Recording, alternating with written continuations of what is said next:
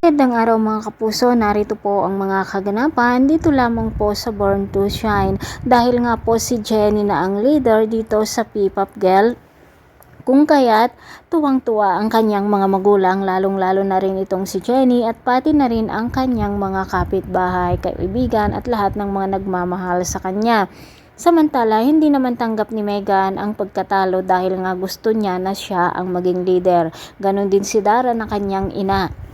Pinuntahan nga niya si Minchi upang alokin ng malaking pera para mag-back out na daw si Jenny dito sa P-Pop Girl. Ngunit hindi tinanggap ni Minchi iyon, bagkus sinabi niya na humanda na silang mag-ina, lalo na si Megan, dahil hindi lang ito ilalaglag kundi ilalampaso pa ni Jenny dahil matatalo daw itong si Megan.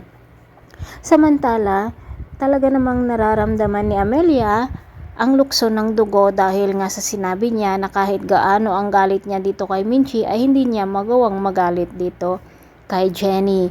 Ngunit napakasinungaling talaga itong si Megan dahil nga sinabi niya kay Amelia na binuli daw ni Jenny noon, na si Megan naman ang nambubuli talaga dito kay Jenny mga kapuso. Samantala, pinuntahan naman ni Nate si Jenny dito sa kanilang bahay upang kumustahin ito at talaga naman pong kilig moments ang mangyayari dito sa pag-uusap ng dalawa.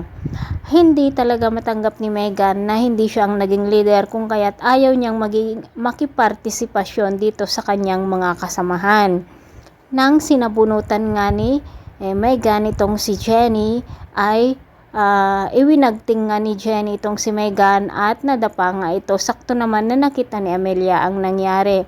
Siguradong si Jenny na naman ang mapapasama dito mga kapuso, ngunit nakita naman ng kanilang mga kasamahan ang ginawa na nauna itong si Megan at makita nila ito sa CCTV.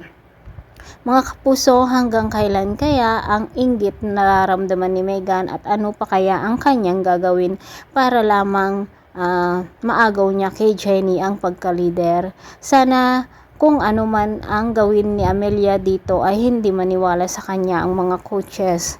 Pakatutukan po natin lagi ang bawat episode dito lamang po sa Born to Shine. Maraming salamat sa walang sawang pagsubaybay. God bless.